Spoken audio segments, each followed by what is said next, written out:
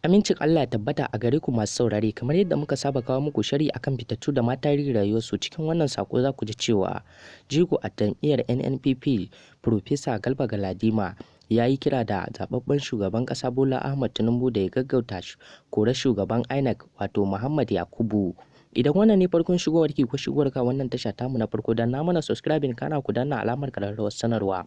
domin hakan shine zai baku isa ga sababbin bidiyoyinmu akai-akai da zarar mun dora a duk inda kuke a faɗin Najeriya da duniya ma baki ɗaya.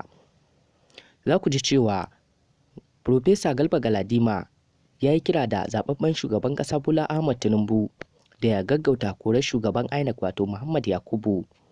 inda mutane suke cewa gaskiya bai kamata haka kawai ya cewa zababben shugaban ƙasa Bola Ahmed Tinubu da ya gaggauta kore shugaban INEC Muhammad Yakubu. Inda mutane suke cewa tabbas din cewa wannan Profesa Muhammad Yakubu an gano tabbas din cewa yana yawan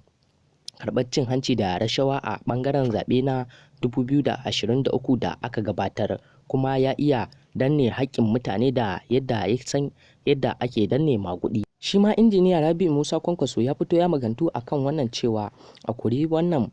Profesa Muhammad Yakubu daga jam'iyyar APC saboda an gano yana yawan danne haƙƙin mutane ta ɓangaren yawan yin zaɓe. Wannan mutumin dai da kuke gani dai shine dai shugaban INEC gaba ɗaya, wanda in dai an ci zaɓe zai fito ya ce ga jam'iyyar da ta ci zaɓe kuma ga jam'iyyar da bata ci wannan zaɓe ba. Amma duk da haka dai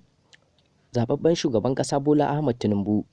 bai amince da wannan magana da wannan babban mutumin ya faɗa mai ba,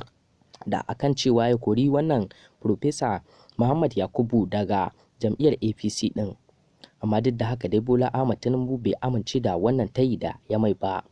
Ku ci gaba da kasancewa da wannan tasha tamu mai albarka domin kawo muku sababbin shirye-shirye a duk inda kuke a faɗin Najeriya da duniya ma baki.